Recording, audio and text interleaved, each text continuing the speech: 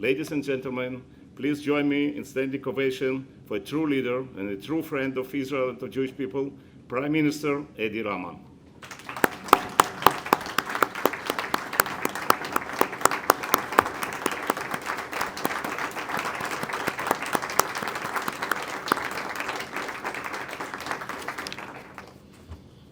Well, thank you. It is a tremendous honor to stand here in front of you, leaders and activists of the international Jewish community, among whom I see cherished friends of mine and of my country. For those who have never been to Tirana, there is an underground bunker at the city center. It was built to withstand an attack from NATO. Today it has been transformed into a space dedicated to the victims of those who originally constructed it. The bunker is eerily reminiscent of a modest, small-scale Yad Vashemin.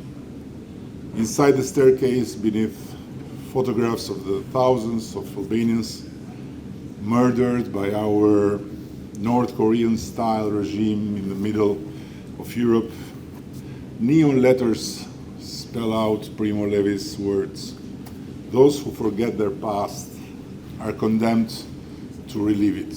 I bring it here not to make any impossible parallelism between the horrendous large-scale extermination of millions of Jews by the Nazi regime and the tragic deaths our communist regime inflicted to thousands of innocent people who were declared enemies of the people, but simply to say to all of you that we Albanians know both the unparalleled pain of the grave wounds of history and the unparalleled need to never forget their causes. We are both small nations in size and numbers, but immense in spirit. By the way, I was very happy to know the Jewish population in Israel has reached 10 million, because I believe that every newborn Jew is a bless, not only for Israel, but for the world, whose debt towards Jews can never become a clean sheet. But going back to the immensity of our nation's spirit, I must quote here my late great friend Shimon Peres, who once said the spirit cannot be burned in the ovens. Yes, it always prevails. And let me tell you my firm belief that both our spirits may be tested in small or big ways, time and again, by the controversies of our actual and future history. But at the end, they will always prevail, and our small nations will come out stronger after every test. There is a profound history that binds our people together. Certainly the most well-known chapter is the Holocaust, when Albania became the only European country not to hand over a single Jew, and the only one where the post-war Jewish population grew 20 folds in size. While fleeing out from other countries to escape death, Jews were flying into Albania to protect their lives under the still strong promise of our Besa, the sacred word of honor that is given to another person or family and which is protected by the giver with his life itself. But our shared legacy extends over centuries, and throughout those centuries, the size of our land has never limited nor the vastness of our dreams, and either the length of our opened arms towards the Jews. Dear friends, in writing this speech, which I felt both as a special privilege and as a big burden of responsibility, I've tried to be loyal to a Jewish tradition, to begin with the downside, and then to conclude on an upbeat note of hope and confidence. But before I address the complex questions you have bestowed, let me take a moment to appreciate the sukkah you have built around me tonight.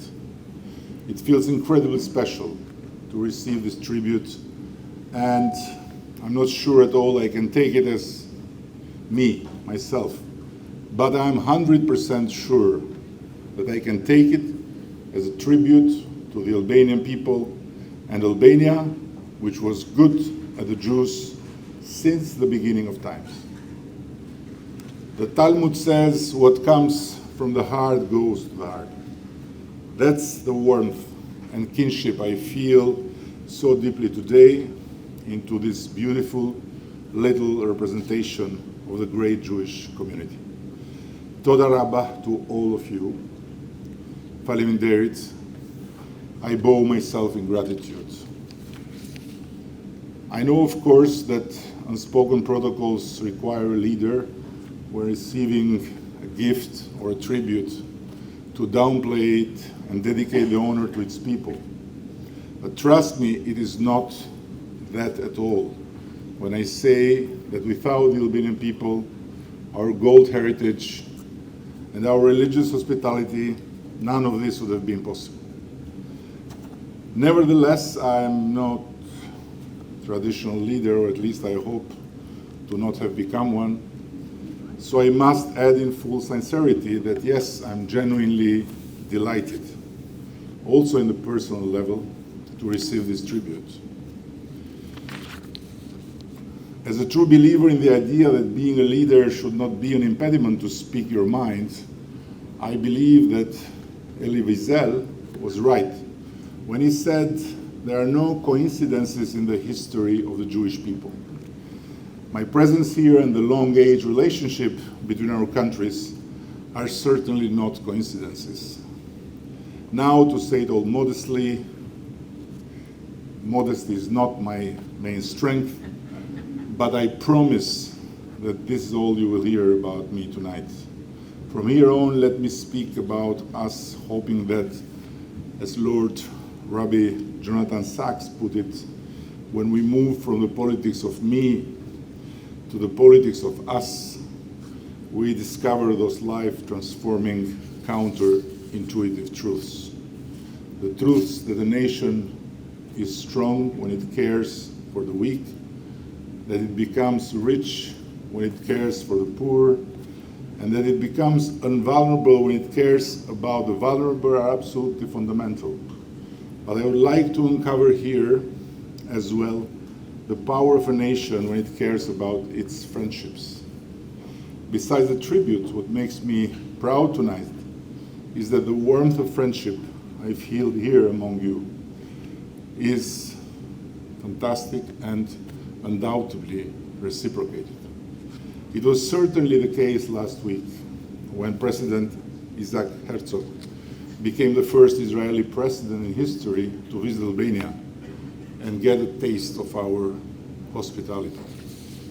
Too late for such a historical breakthrough, but right in time when one thinks about the historical context and of the struggle the Jewish nation and Jewish state is going through nowadays, fighting not only for his right to defend itself from a new vicious form of Nazism, but also for the world we live in to not fail and not fall for easy answers in front of an existential threat to the free and democratic space we have constructed all together after the nightmare of World War II.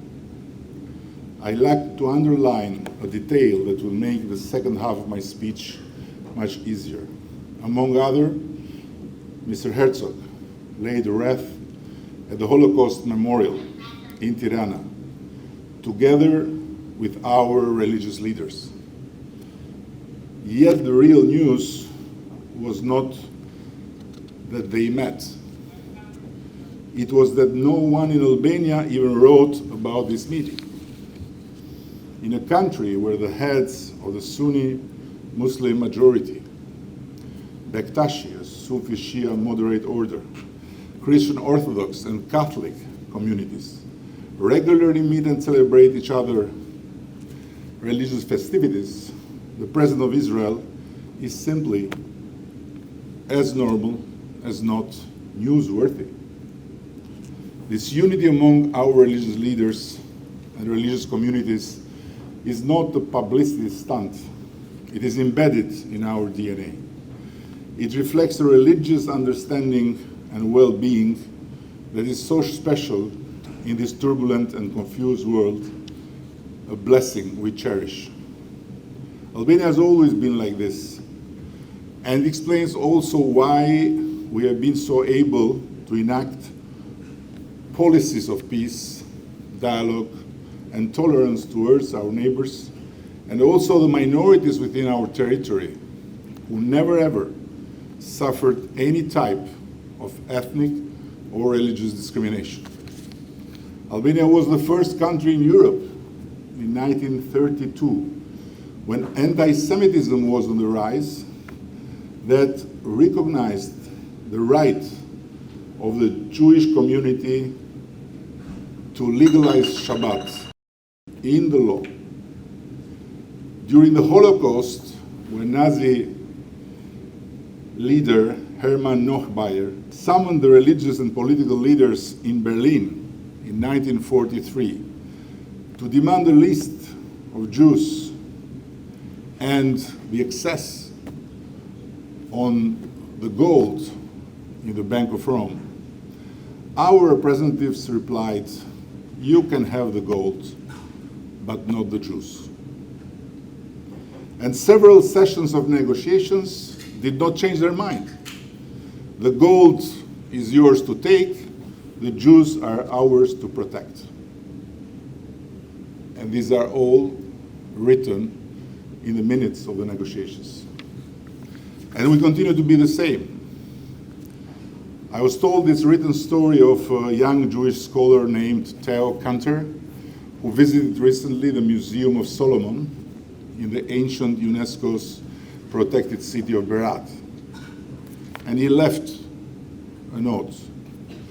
Here I was, a kippah-wearing Greek-Polish Jew from New York, in a centuries-old Byzantine church, in Europe's most Muslim, Islam's most secular, and perhaps the world's most tolerant country. And I felt safer walking there than back home. A post-communist rebirth with a Jewish twist.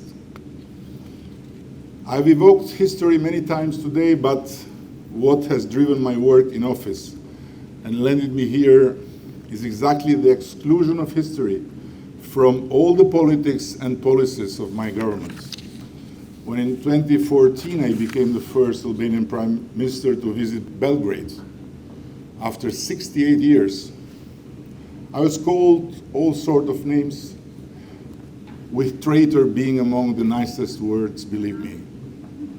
Albanians can be quite colorful when they want to curse you. My mom has passed away, but she will remember very well.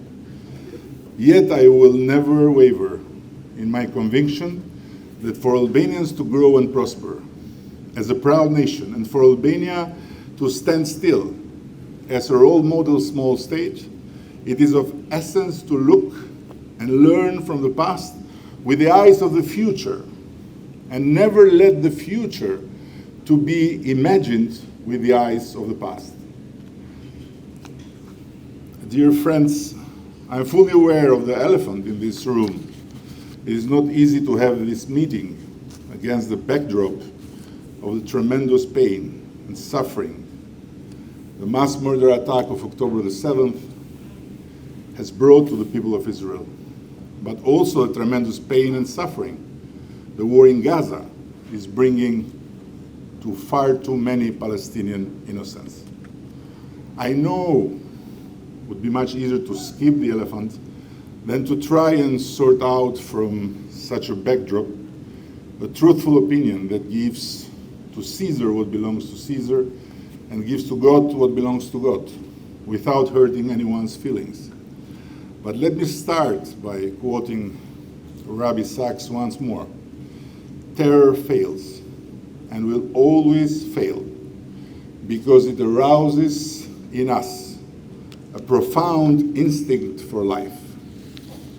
And while we, the world, can be divided about the how to get out from this devastating war without witnessing daily the screams of pain of the innocent people of Gaza, it is simply a madness with potential devastating consequences for all of us to not be united in firmly defining terror as a very common enemy. Asking for proportionate answer to terror is asking not only for something unrealistic, but for coexisting with terror. By recognizing terrorists as legitimate counterparts to be appeased and not as common enemies to be defeated. There is a history in the holy books. A lioness once took her little cub on a walk for instruction on the facts of leonine life. Said the mother, "We lions are kings of the animal world and can overpower any other creature. Even human beings are not secure, but they are at our mercy. You have never need to fear anyone." As they walked, they passed a monument showing Samson tearing up a lion. "But mother," said the shocked cub, "didn't you just tell me that we can overwhelm even humans and need never be afraid?" "Yes," she replied. "The monument proves it. Were this to occur commonly, they would not put up a monument." Terrorists do have their monuments. 9/11, October the 7th, but they should never have their victories over our common humanity. Yes, one can find plenty of reasons to criticize Israel in its war in Gaza, but no one who cherishes freedom and democracy should forget that Hamas represents the worst of the anti-democratic faces of this world. So what many who call Gaza an open-air prison have to be told is that the guardian of the prisoners within that prison is Hamas, is not Israel.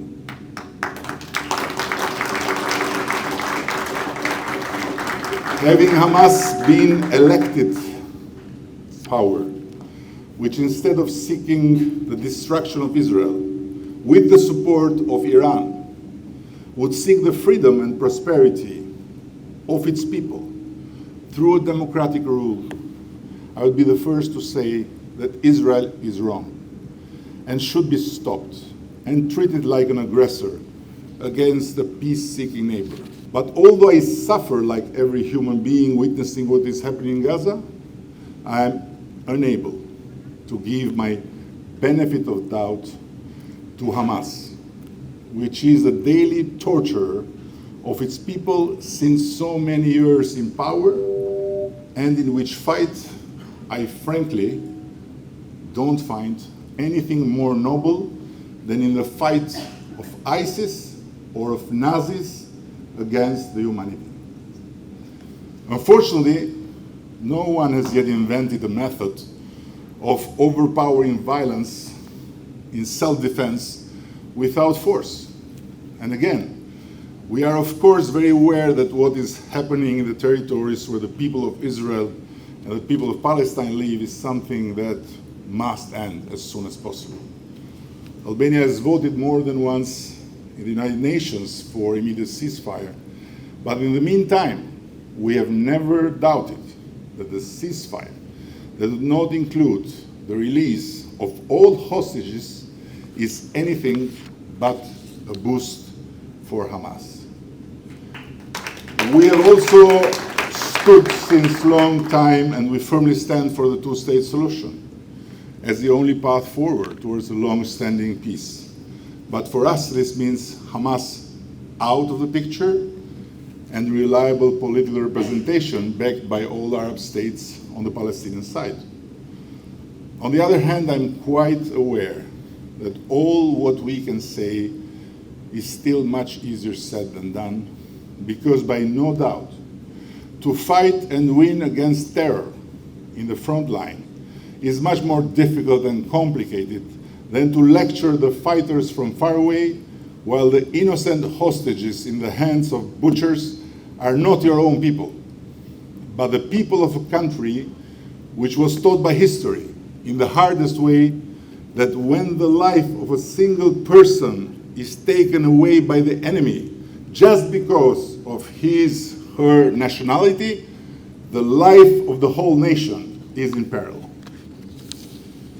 In this common struggle against terror, against anti-Semitism, radicalism, and all the evils of the world we live on, Albania stands firmly by the side of all of them that are not ready to forget the grave lessons of history and either to relive a past that cost it to the humanity the most horrendous pains.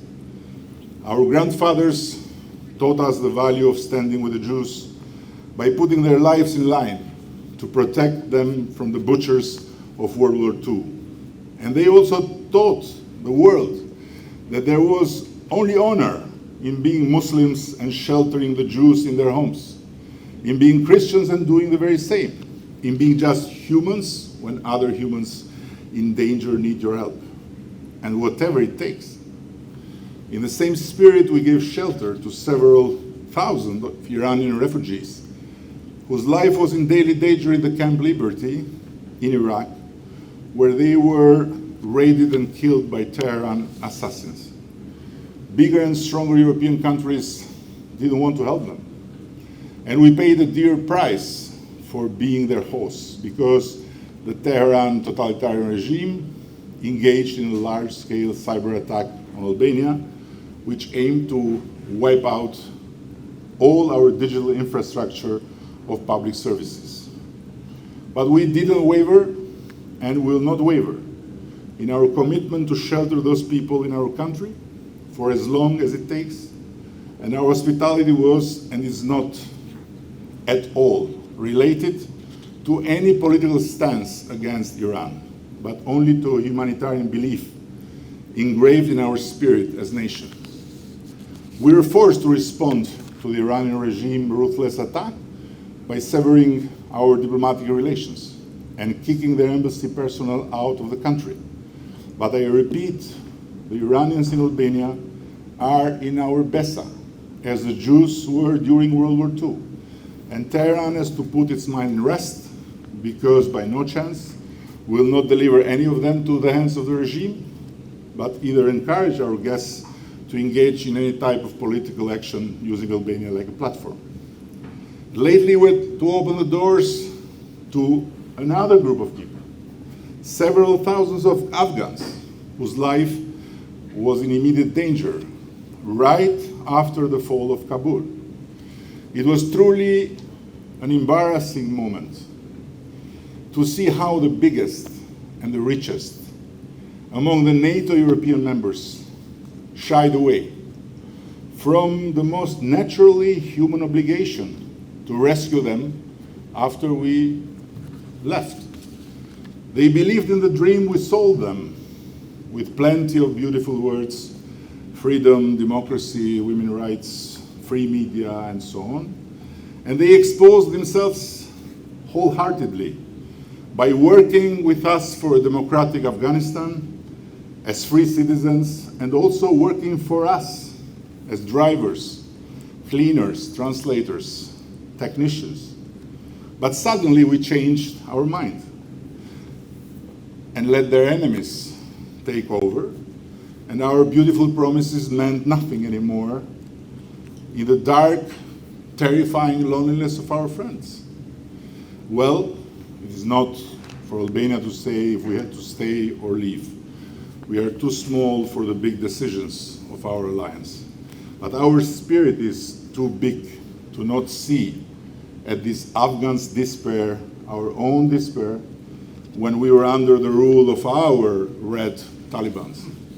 So in cooperation with several humanitarian organizations in the United States and with the help of the State Department, we welcomed them, sheltered them, and gave them the chance to start a new life instead of being butchered or forgotten till death in the hellish prisons of the Taliban. And we are very proud to see that they are breathing freely here in US, in Canada, and in Albania too. My friends, Albania stands today in the world stage with pride after having passed from a dark past of a very ruthless dictatorship to a long journey of democratic transition, during which we suffered a lot, the prejudices of the outside world and the stigma of poor criminals. Our country's transformation from a thoroughly harsh but much needed justice reform and the blossoming of tourism to our level of security and our roles in the Security Council, at the OSCE chairmanship, and the UN Human Rights Council speaks for itself. We have found our voice in the region, a voice that great powers listen and trust. But my concern is to ensure that this new position for Albania becomes irreversible. We want stronger friendships with all our natural friends. Our strategic allies are the United States and the European Union, which is the bless of our region that otherwise could forget about democratic state building and prosperity. We have strategic partnerships with Italy, Turkey, and Greece. These are our neighbors. You can imagine, it's not easy, but they are our friends. We want stronger and stronger ties with Israel. We want stronger partnerships with the Arab world and have strengthened a lot our partnerships with the United Arab Emirates, which is a very inspiring place with a visionary, peace-seeking, progressive leader that comes one in a lifetime. And as well with Saudi Arabia, whose reform drive and seek for progress under another visionary leader have brought us much closer than before. We do not want conflicts or nationalist grunts in the region. We aim to promote not just by words, but by our example only peace, regional cooperation, and always, always, always dialogue instead of muscle shows. A lesson my grandmother taught me rings always true to me when I think about foreign policy. Happy neighbor, happy home. I believe that if we remember that God is on our side and also on the other side, we stand a chance of realizing that under heaven's eye, we are all on the same side, the side of humanity. Writing that human greatness does not lie in wealth or power, but in character and goodness, and that all of us are born with a basic goodness, did not save Anna Frank. But as Simon Wiesenthal underlines, for evil to flourish, it only requires good men to do nothing. Rosh Hashanah, the Jewish New Year, a time for reflection, renewal, and new beginnings, is approaching fast. It is a reminder that even in the face of hardship and turmoil, there is always an opportunity to start anew.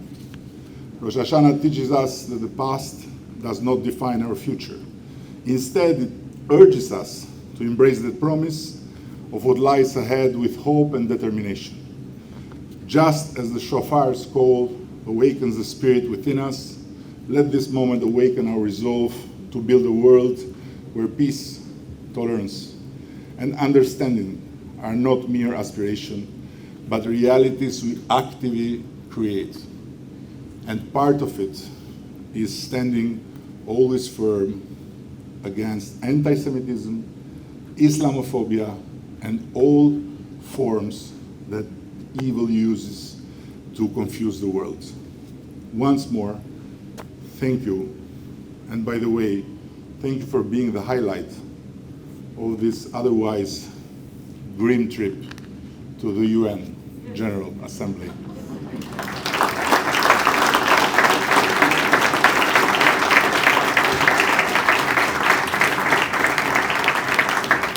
Thank you, Mr. Prime Minister. Thank you. Before we conclude, I'd like to invite Robert Singer back to the stage to present the award, the CAM Global Leadership Award to Prime Minister Rama. Prime Minister, first of all, I had a written speech to say it now, but after listening to you, I think really, as you said, it comes from heart to heart, and I can't think about a better person to receive this award following Secretary of State Mike Pompeo and the Secretary General of the OAS, Armando, and many others.